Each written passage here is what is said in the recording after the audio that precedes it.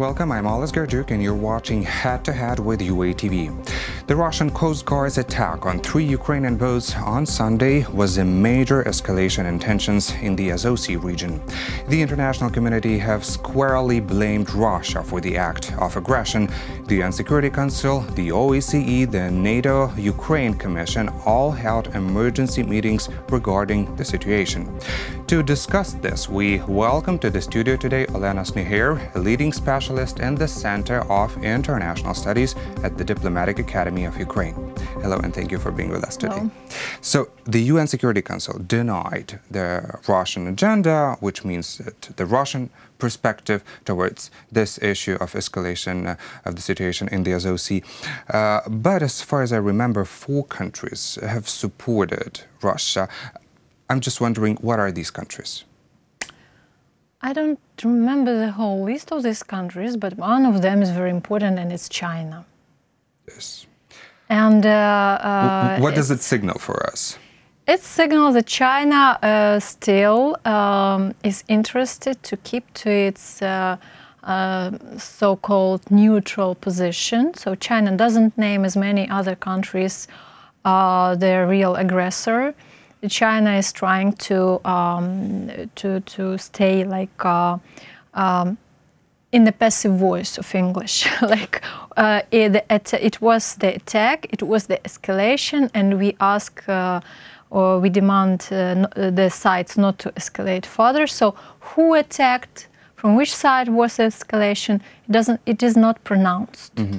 But do you think that their position is more neutral rather than pro-Russian in this case? It is not pro-Russian, it is pro-Chinese, because we have the same situation, almost the same, or more or less the same situation in the Chinese Sea, South Chinese Sea, where China is creating artificial islands. And in this way, China is trying to gain more opportunities and more aquatoria, more control in those waters, and which means that China will be able to control the trade roads, marine trade roads. So that's why they do not really want to interfere in Ukraine's situation. Because in 2013, China lost the court. The tribunal in The Hague lost it to Philippines, and China said or announced that it doesn't recognize the decision of the court, and it doesn't feel itself obliged to keep to this decision, to complement this decision. So. Now we see the same tension in the south in that region, and that's why China is very careful in the situation, because not to draw a lot of attention probably to their issues. Yes, and to save some kind of Russian support as a member of Security Council, probably for future. I see. So, how would you, in general, evaluate the process, the whole meeting of the UN Security Council, and the outcome of this meeting, the reactions from the other partnering countries condemning Russia and denying to vote for their agenda? Yeah, the denial of to vote for the Russian agenda is the biggest victory, diplomatic victory of yesterday's meeting, because Russia proposed the agenda of violation of Russian territorial waters, which is absurd. Yes. And that the fact that the Security Council didn't accept this proposal, Russian proposal, is diplomatic victory of Ukraine and of the whole democratic world, I would say, societies. And yesterday's Security Council meeting, yesterday they could not accept any resolutions. It was not suspected. So we couldn't expect the resolution because it was too frequent. It was but they needed to express the strong condemnation. They expressed their positions. They the countries clearly explained what they think about the aggression, about the Russian aggression, and we again saw who is on our Ukrainian side and who supports Russia. So it's obvious. It was obvious. The representative of Ukraine to the UN Security Council, Volodymyr Yelchenko, stated that there is a growing threat from Russia for further escalation and further invasion in Ukraine and occupation of Berdyansk and Mariupol, which are located off the coast of the Azov Sea. And as far as I remember, President Poroshenko was also mentioning this invasion in his speech regarding martial law. How possible is this? Do you know any information? If Ukraine doesn't make any preventive steps and measures, yes, it is highly possible, because Russia is, the strategy of Russia was to suffocate Ukrainian southern coast economically and then to destabilize it politically. And when this region is destabilized politically, it is very easy to take it under control. Yes. So, yes, I'm sure, and it was previously also said, that Russian strategy in the Azov Aquatoria is not just to gain from control of Kerch economically, to gain economically from control of Kerch Strait, but also to raise its military pressure and to take the whole southern coast of Ukraine under control. So what does the martial law change in this case? It raises the security, basically security, yeah. The resilience of, it raises the resilience of the southeast of Ukraine, and it gives some additional possibilities to the governmental structures and to the military structures to, for example, to react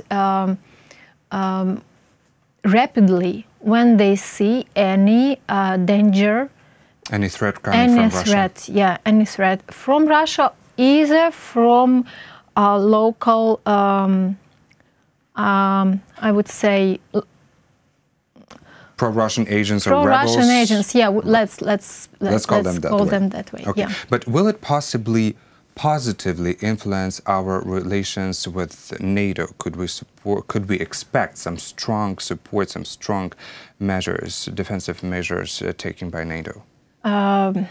It's a long diplomatic way, and of course the strong political and diplomatic position of Ukraine will help us to get support from NATO. But does the martial law open the door for this bigger discussion? Does it bring us on the new level of relations? I would say that it shows the more clear position of Ukraine, more certain position of Ukraine. Ready to defend its territory. And it helps, of course, when because you have allies and you have allies who are ready to stand at your back or to help you when you are ready to defend yourself. If you hesitate, nobody will help you. That's definitely. For sure. Well, President Poroshenko had a telephone conversation with the Secretary General Jens Stoltenberg, deciding on their urgent meeting, and also we had this NATO-Ukraine Commission held also in Brussels, and plus the Secretary of the Alliance,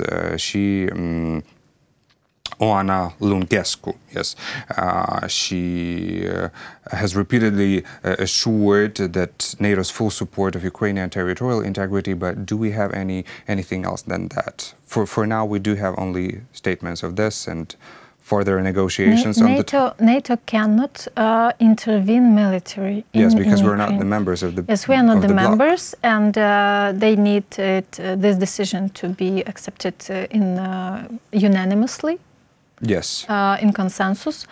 With all the members. Yes. So, but NATO can help Ukraine officially as a partner, and what is very important, that NATO can pay more attention to the Black Sea region, to the security in the Black Sea region, to the Black Sea Aquatoria itself, and can probably raise its military presence in the Black Sea. In the Black Sea. And this will definitely help Ukraine, because we do not have only problem with Azov Aquatoria, we also have danger and threat from Russian side in the Aquatoria near Odessa. Yes, in the Black Sea, because they occupy the Crimea. So we may expect any other incidents on the sea, and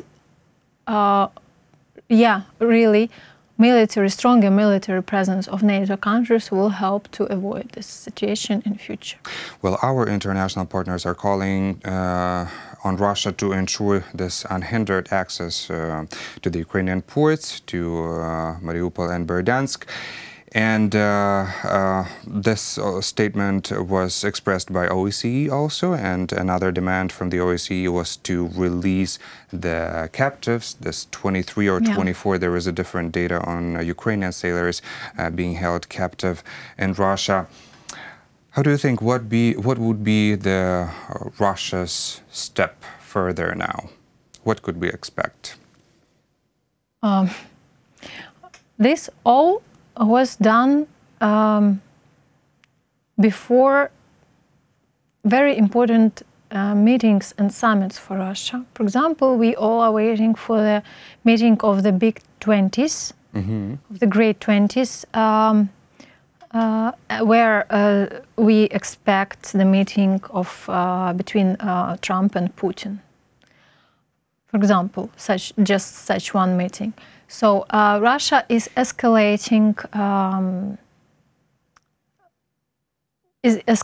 the situation, and Russia is showing that it can violate international law, and the consequences will not disturb Russian Federation. That sanctions do not work. But it's not true. Sanctions do work. So we have to press, and we have to unite our allies on continuing this policy of restriction, the policy of sanctions. And we have we have to persuade our military allies, as I said already, NATO countries, to raise its military presence in our region. Because contrary to the Baltic region, Black Sea region was underestimated. The threat here was underestimated, and today, now we see a result. Today, yes, it is recognized by the Western countries, and we have to move into this direction. Well, it looks like that Russia's strategy is to spread fear around the world, because probably in their point of view, fear means power, means a direct power and a control. But speaking of a meeting of Putin and Trump, there is Trump's reaction on the events in Ukraine. Well, it's not very strong. Just a quote: "We don't like what's happening either way. We don't like what's happening." So basically, he wasn't very much expressive on the point, but some journalists are accusing Trump of treating this issue as both sides. Like Ukraine and Russia both are responsible for this escalation of the situation in the Azov Sea. What's your take on that? You see, to comment Trump expressions and Trump tweets and phrases of Trump is quite difficult thing, because he says something, and then many journalists interpret give interpretation, their own interpretation in their own way, and then we see that the decisions of the Trump's administration and the Congress and the Senate, and well, basically the official decisions of the United States of America, are kind of different of what Trump has said. They repeatedly, constantly support Ukraine in this issue. I just want to ask just the last question, because we're really running out of time, and you are giving me really interesting comments. Ukraine has called on the European Union after these events to impose new sanctions against Russia. This is according to Ukrainian ambassador to the European Union, Mykola Tochitsky. How do you think, is it possible, and can we await this new package of sanctions being imposed frequently, fast? I think it is very possible now. Because the escalation is on the new level, and this is the direct Russian military aggression against Ukraine, and this is something new, really new. So the sanctions should be on the table, and we have really to demand the stopping of Nord Stream 2, and we have to talk about the South gas transit routes, about the Turkish stream also. Yes. So because the energy policy of Russia is goes forward in the front line, but then comes the Russian militaries and Russian pressure and Russian aggression. And Russian control. Yes. Thank you so much for being a guest today in our studio, and thank you for your interesting comments. That was Olena Snigyr, leading specialist in the Center of International Studies at the Diplomatic Academy of Ukraine. Thank you for watching Head to Head. I'm Olena Snigyr. Goodbye.